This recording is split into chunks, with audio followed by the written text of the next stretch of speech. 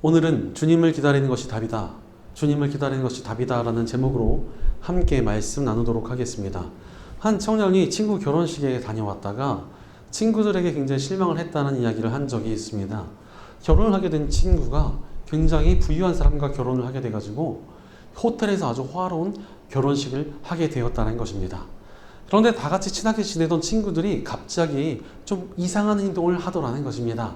너무나 친하던 친구 한 사람은 호텔 결혼식이라고 하니까 갑자기 말도 안 되는 핑계를 대더니 나는 그날 못 갈 것 같아 이러고 오지 않았다는 것입니다.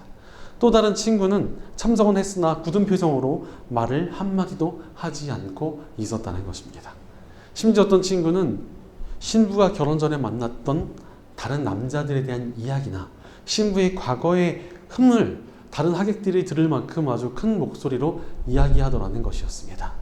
평소에는 그렇게 목소리가 크지도 않던 친구가 의도적으로 그렇게 신부에게 흠집이라도 내려는 것처럼 구는 모습에 굉장히 큰 충격을 받고 돌아왔다는 것이었습니다.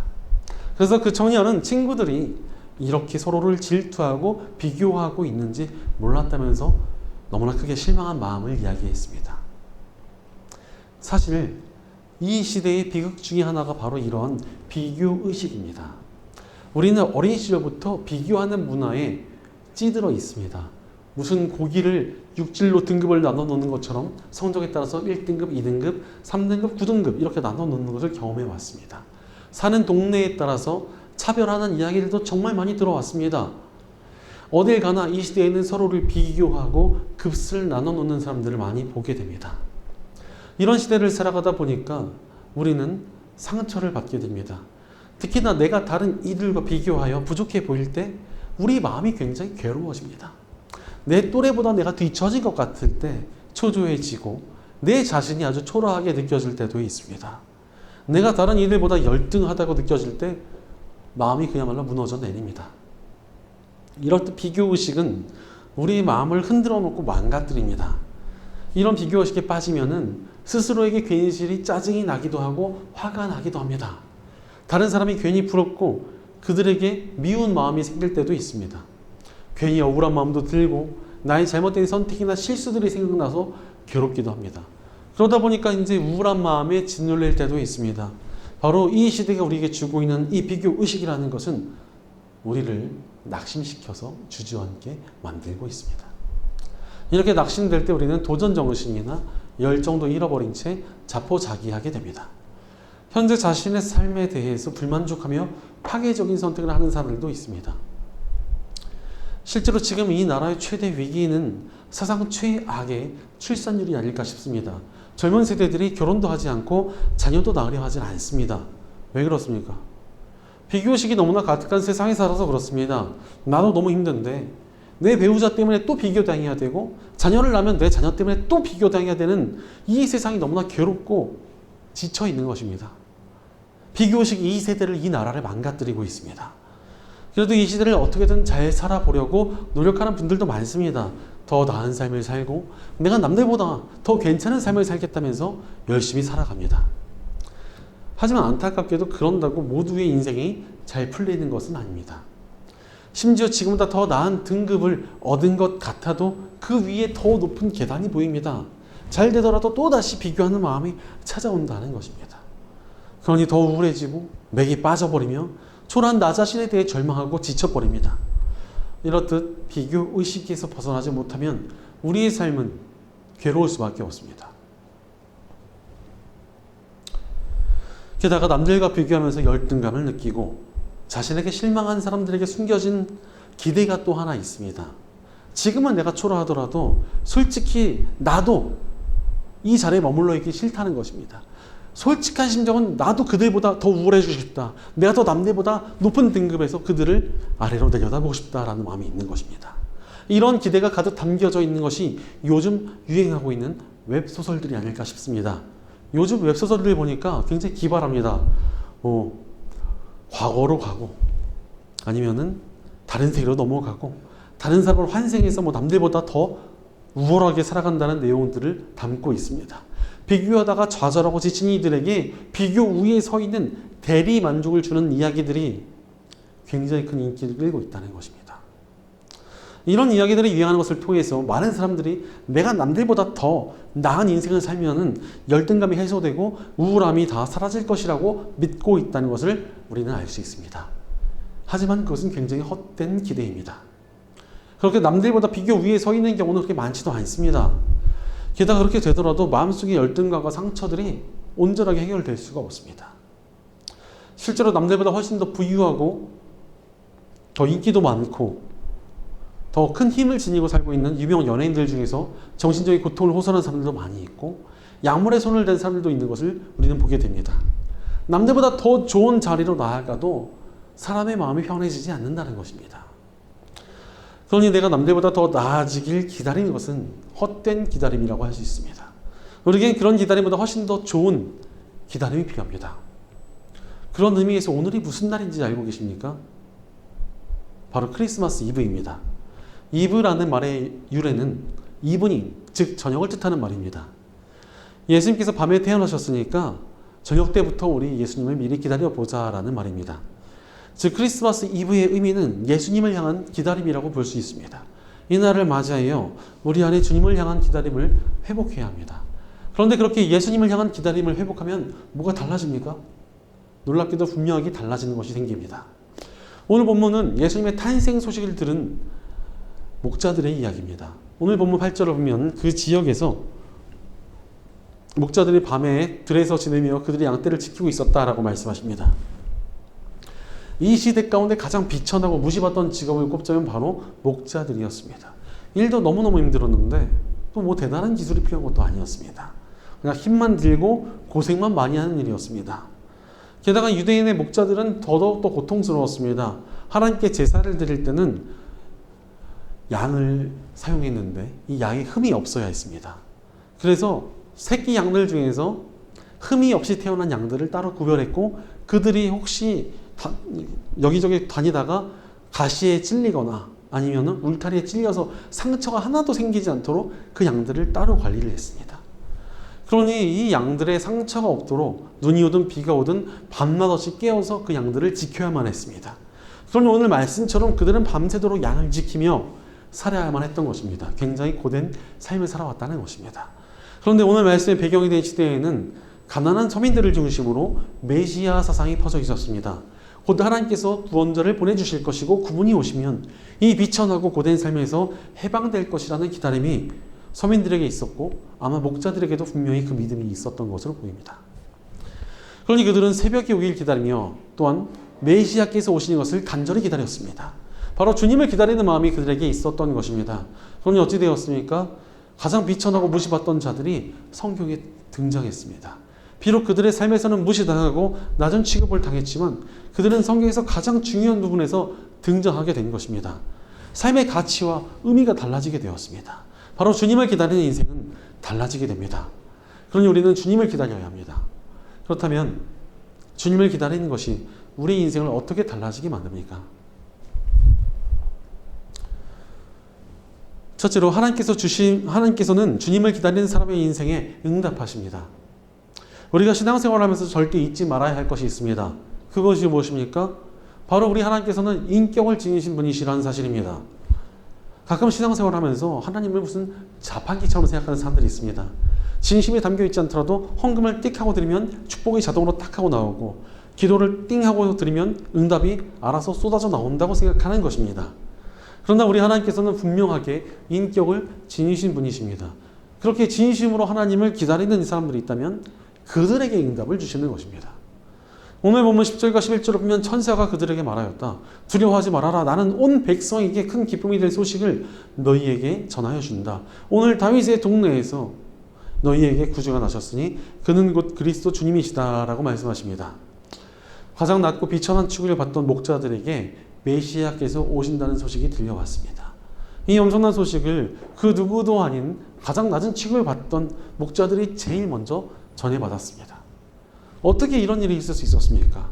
바로 괴롭고 고된 삶을 살아가던 목자들이 가장 간절히 주님을 기다려왔기 때문입니다.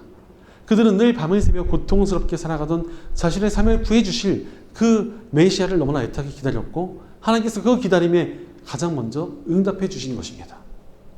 주님께서는 주님을 간절히 찾는 이들을 만나주시고 간절히 기다리는 이들에게 응답을 주십니다. 그러니 우리 안에 주님을 향한 간절한 기다림을 회복해야 합니다. 바로 우리는 우리 삶 속에서 주님을 기다려야 합니다. 바로 간절히 주님을 기다리며 살아갈 때에 우리의 삶에 하나님의 역사와 응답이 나타날 것입니다. 그리고 그 응답의 역사와 우리의 삶을 달라지게 만듭니다. 그럼에도 불구하고 참 많은 이들이 주님을 간절히 기다리지 못하고 살아갑니다. 왜 그렇습니까? 자신을 의지하는 마음 때문에 그렇습니다. 열등감을 느끼고 스스로에게 좌절하고 있으면서도 여전히 자신의 힘으로 자신의 삶을 극복하는 것이 가능하다고 믿기 때문에 주님을 기다리지 않습니다. 간절히 기도도 하지 않고 주님의 역사도 간절히 바라지 않는 것입니다.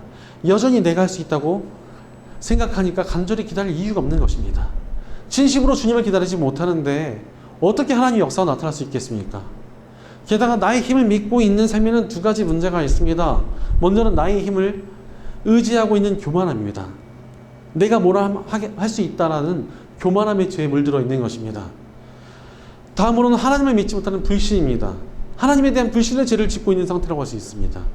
그러니 어찌 그 사람의 인생에 하나님의 역사가 나타날 수 있겠습니까? 그러나 주님의 역사는 우리가 겸손히 하나님을 신뢰하며 기다릴 때 나타나게 되어 있습니다. 예전에 어떤 아버지와 어린 아들이 길을 가고 있었습니다. 그런데 이 아들이 갑자기 자기가 아버지의 아주 커다란 가방을 들어보겠다고 쫄랐습니다. 나도 이제 힘이 아주 세져서 이 가방을 들 수 있어요. 들게 해주세요 라고 쫄른 것입니다. 아버지는 이 가방은 너에게 너무 무거울 거야 라고 말했지만 아들은 들 수 있어요. 제가 들 거예요 라고 보채했습니다. 그래서 아버지가 가방을 주었고 아들은 끙끙거리면서 가방을 들고 걸어갔습니다. 굉장히 힘들어 보였지만 계속 자신이 할 수 있다고 우기면서 걸어가고 있었던 것입니다. 이런 상황에서 아버지는 아들을 도와줄 수가 없습니다. 그러나 아이가 이제 더 이상 못 들겠어요 이러고 가방을 내려놓을 때 아버지가 다시 가방을 들어주십니다. 우리 삶도 이와 같습니다. 내 짐을 내가 들겠다고 우기고 있으면 하나님께서 그냥 지켜보고 계십니다. 그러나 내가 더 이상 못 들겠습니다. 도와주세요. 이렇게 하나님께 요청하고 기다리면 하나님께서 그때 역사하시는 것입니다. 실제로 오늘 본문 12절을 보니까 너희는 한 아기가 포대기에 쌓여 구유에 뉘어 있는 것을 볼 터인데 이것이 너희에게 주는 표징이다 라고 말씀하십니다. 하나님의 천사가 목자들에게 나타나서 예수님께서 오신다는 것을 이야기해 줍니다. 그리고는 그분이 구유에 뉘어 있는 모습을 보게 될 것이라 말해 주었습니다. 사실 구유는 아기와도 어울리지 않고 메시아와는 더욱더 어울리지 않는 물건입니다. 구유란 가축의 먹이를 담는 그릇이기 때문에 그렇습니다. 사실 우리 예수님께서는 너무나 낮고 비천한 모습으로 이 땅에 오셨습니다. 예수님께서 초라한 구에서 태어나셨고 신분도 역시 굉장히 낮은 목수의 아들로 오셨습니다. 이렇게 예수님께서 비참하고 낮은 모습으로 오신 이유가 무엇입니까? 이 땅에 예수님께서 오신 이유는 높고 화려하고 깨끗한 이들과 함께 하시기 위함이 아니라 비천하고 낮은 이들과 함께 하시기 위함이었기 때문입니다. 그런데 참 재미있게도 그 사람에게 보여지는 모습과 마음이 다를 때가 굉장히 많습니다. 남들이 보기에 참 많이 가졌어도 스스로 낮고 겸손한 마음을 가진 사람들이 있는 반면 누가 봐도 가진 것이 적은데 너무나 높고 교만한 마음을 가진 사람들도 꽤 많은 것 같습니다. 그러니 우리는 우리 마음을 낮춰야 됩니다. 겸손하게 우리 마음을 낮추며 주님을 기다려야 합니다. 그렇다면 우리가 어찌 우리를 낮출 수 있습니까? 복음 안에서 가능합니다. 사람이 복음을 받아들이는 방법이 무엇입니까?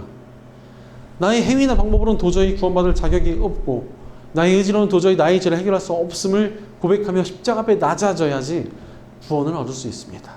믿음이란 나로서는 불가능하고 오직 하나님만이 나를 구원하신다는 것을 인정하는 것입니다.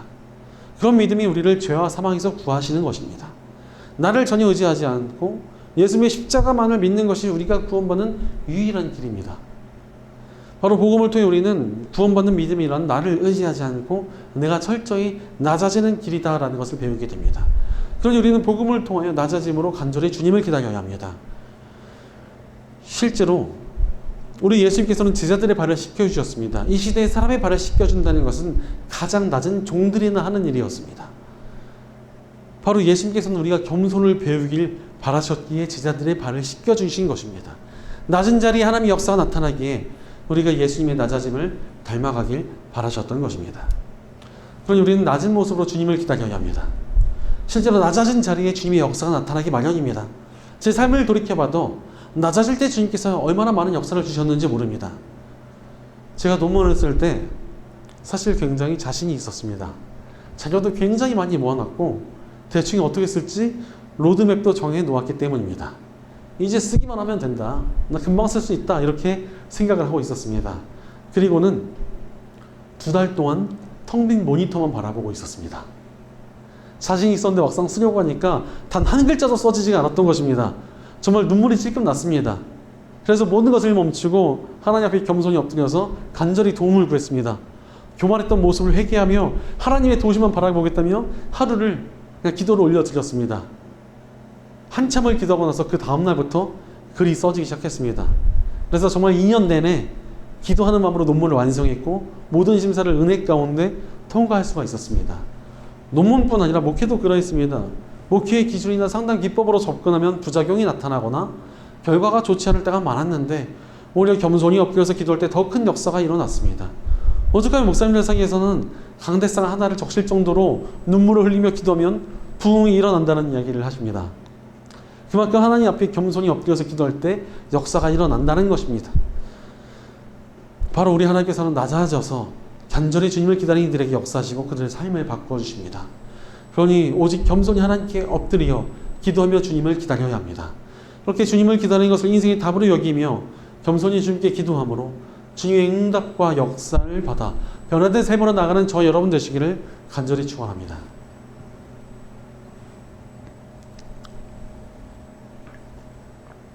둘째로 하나님께서는 주님을 기다리는 사람의 인생을 영광스럽게 하십니다. 우리가 주님을 간절히 기다리고 살아간다고 비교의식이라는 것이 사라질 수 있습니까? 당연하게도 사라질 수 있고 사라질 수밖에 없습니다. 오늘 본문 13절을 보니까 갑자기 그 천사와 더불어 하늘 군대가 나타나서 하나님을 찬양하며 말하였다라고 말씀하고 계십니다. 하나님의 천사가 목자들에게 예언을 전해주자 갑자기 하늘 군대가 나타나더니 하나님을 막 찬양하기 시작합니다. 처음에는 한 천사가 나타나서 말을 전해준 것 같은데 갑자기 하늘 군대 어마어마한 숫자가 나타나서 막 하나님을 찬양하며 하나님을 높여드리는 소리가 하늘에 울려 퍼지는 것입니다. 갑자기 이런 일이 일어났습니다.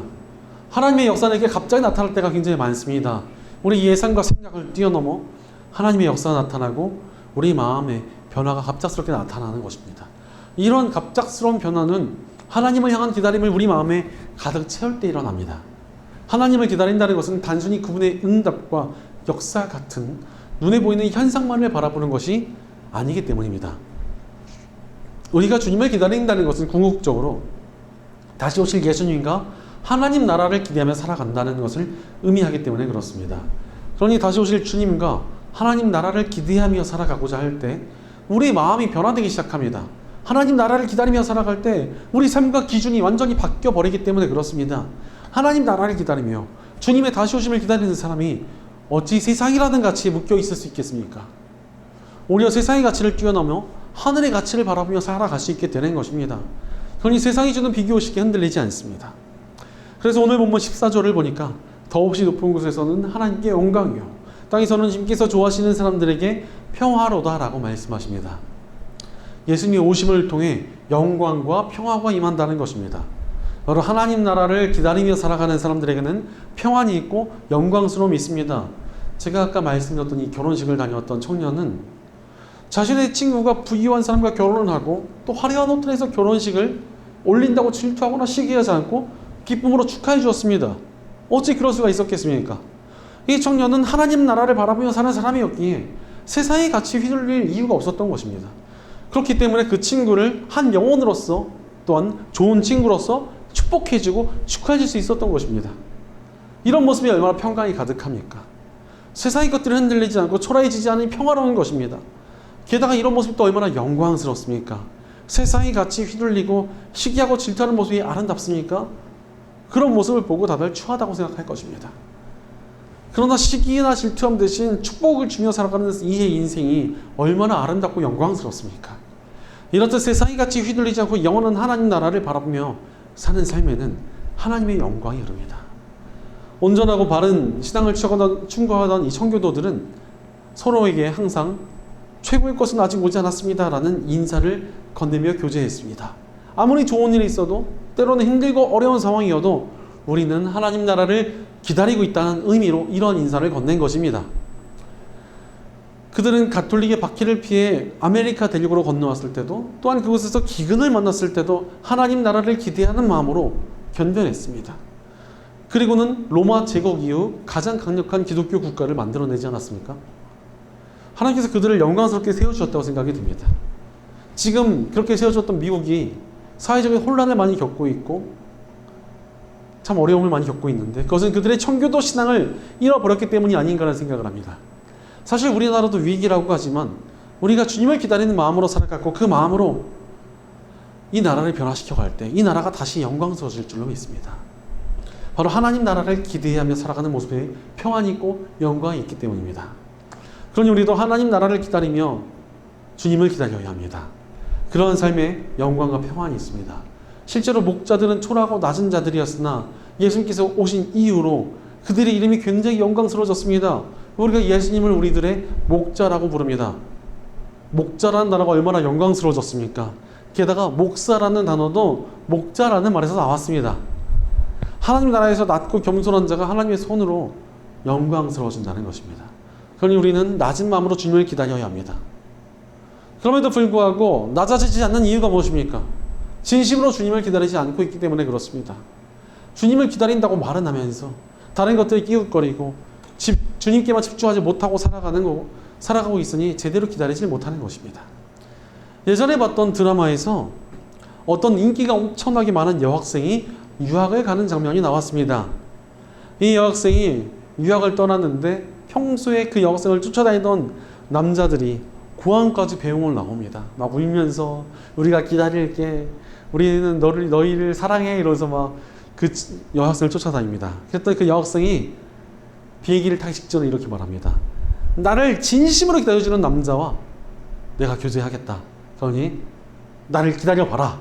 이러고 비행기를 타고 해외로 떠납니다. 몇 년 뒤에 돌아오게 됩니다. 그런데 남자들이 또 우르르 공항에 나와가지고 우리가 다 너희를 기다렸어. 이렇게 그 여성에게 이야기합니다. 그래서 그 여성이 알았다 이러면서 그 남자들을 한 명씩 다 만나봅니다. 그런데 보니까 다른 사람과 사귀었거나 좋아했던 흔적을 다 들키게 됩니다. 심지어는 현재 사귀다가 들키기도 해서 다들 연애 후보에서 탈락을 하게 됩니다. 그리고는 가장 조건이 별로였지만 그 여성분 한 명만을 몇 년 동안 지고지순하게 기다렸던 남자 주인공과 연애를 시작하게 되었다는 결말이 났습니다. 제가 되게 어릴 때 봤던 드라마인데 옛날엔 참 이런 드라마가 굉장히 많이 나왔어요. 사실 주님을 기다린다는 것은 다른 것을 포기하는 것을 말합니다. 오직 주님께 집중하며 그분을 기다리는 것이 제대로 된 기다림이 아니겠습니까? 세상의 것도 기다리고 하나님의 것도 기다리는 사람이 어찌 영광스럽다고 하시겠습니까? 진실된 마음으로 꿋꿋이 하나님을 기다리는 사람의 모습이 영광스러운 것입니다. 실제로 오늘 보면 15절을 보니까 천사들이 목자들에게서 떠나 하늘로 올라간 뒤에 목자들이 서로 말하였다. 베들레헴으로 가서 주님께서 우리에게 알려주신 바 일어난 그 일을 봅시다 라고 말씀하십니다. 메시아를 기다리던 목자들은 예수님께서 오셨다는 소식을 듣자마자 그분이 계신 곳으로 달려갑니다. 양떼를 놓고 갔다가 크게 혼나거나 배상을 할 수도 있었으나 그들은 주님께서 오셨다는 소식에 앞뒤 가리지 않고 달려갔습니다. 이것이 진정한 기다림 아닙니까? 주님을 제대로 기다리는 사람들은 세상의 일이나 자신의 안정이나 이득보다도 주님의 나라를 더욱더 고대하고 바랍니다. 이렇게 살아가는 이들의 모습을 하나님께서 영광스럽게 여겨주시고 영광스럽게 만드십니다. 하나님께서는 변함없이 주님을 기다리는 사람들을 아름답게 여기시며 그들을 영광스럽게 하신다는 것입니다. 이 땅에서 우리를 영광스럽게 사용하실 것이고 다가올 하나님 나라에서 더욱 영광스러운 영원한 면류관을 우리에게 씌워주실 것입니다. 그러니 변치 않은 마음으로 오직 주님을 기다려야 합니다. 오직 주님을 기다리는 것을 인생의 답으로 여기고 주님의 다시 오심과 하나님 나라를 기다리며 하나님의 손길로 영광스러워지는 저 여러분 되시기를 간절히 축원합니다. 사랑하는 여러분, 이 크리스마스 이브에 주님을 기다리고 계십니까? 다른 무엇을 기다리는 것은 우리의 답이 아닙니다. 우리 인생의 답은 주님을 기다리는 것에 있습니다. 어떤 상황과 환경 속에서라도 주님을 잘 기다리며 살아가는 삶에 주님의 역사가 있고 응답이 있으며 평안과 영광이 임할 수 있는 것입니다. 중세시대의 수도자였던 클레르보의 베레나라는 이런 기도를 드렸습니다. 하나님은 지금 어디 계십니까? 제가 무엇을 했기에 주께서 저를 피해 숨으시는 겁니까? 이젠 기도하기에도 지쳤습니다. 그러나 저는 계속 기도하고 구하며 계속 기다릴 것입니다. 주님밖에는 달리 갈 곳이 없기 때문입니다. 주님을 기다리는 것이 때로는 회의감이 들고 불안할지라도 여전히 최고의 답은 주님을 기다리는 것에 있다는 고백이었습니다. 이 시대를 살아가는 우리에게도 마찬가지입니다. 주님을 기다리는 것이 답입니다. 이 시대의 악한 문화들과 사라져버릴 세상의 가치 휘둘리지 않고 온전히 살아갈 수 있는 답은 오직 주님을 기다리는 것에 있습니다. 주님을 기다릴 때 하나님의 응답이 있고 역사가 있으며 영광과 평안이 있고 생명이 있습니다. 그러므로 우리는 오직 주님을 기다려야 합니다. 그때 우리가 온전하고 굳건한 믿음으로 아름답고 영광스럽게 살아갈 수 있습니다. 거기 세상이 주는 비교 의식을 극복하고 영광과 평안을 누릴 사람은 누구입니까? 하나님을 간절히 기다리며 살아가는 저와 여러분입니다. 하나님의 응답과 역사를 누리며 살아갈 사람은 누구입니까? 낮은 모습으로 주님을 기다리며 간절히 기도하는 저와 여러분입니다. 영혼들을 구원의 길로 이끌고 이 나라와 교회를 회복하는 데 쓰임받으며 영광스러운 멸류관을 얻을 사람은 누구입니까? 낮은 모습으로 주님만 기다리며 살아가는 저와 여러분입니다. 주님을 기다리는 것을 인생의 답으로 여기고 오직 주님을 바라보며 살아가는 영광스러운 주님의 백성들로 세워지는 저와 여러분 되시기를 주의 이름으로 간절히 축원합니다. 기도하겠습니다. 하나님께서 우리에게 응답과 평안을 주시고 영광스럽게 하시는 하나님 감사합니다. 하나님께서 우리에게 응답이 되어주시는데도 우리가 다른 헛된 것을 기대하며 살진 않았는지 우리의 삶을 돌이켜봅니다. 그러나 이제 우리가 주님께 돌이켜 주님만 기다리며 살아가기로 결단합니다. 다른 헛된 것에서 답을 찾는 것이 아니라 주님을 기다리는 삶을 통하여 하나님께서 주시는 답을 찾는 인생이 되게 하옵소서. 주님, 우리가 우리를 의지하지 않고 오직 주님만 바라보게 하옵소서. 주님만 바라보는 우리에게 응답의 역사를 보여주시옵소서. 또한 우리가 세상이 아닌 하나님만 바라보며 살게 하여 주시옵소서. 하나님만 바라며 살아가는 우리에게 평안과 영광을 가득 채워 주시옵소서. 우리가 주님을 기다리며 살아가는 주님의 거룩한 백성들이 되게 하여 주시옵소서. 우리 공동체 가운데도 함께 해주셔서 우리가 함께 주님을 기다리는 마라나타의 공동체로 세워지게 하여 주시옵소서. 언제나 우리 기대에 그 이상으로 응답해 주시는 우리 주 예수님의 이름으로 기도드립니다. 아멘.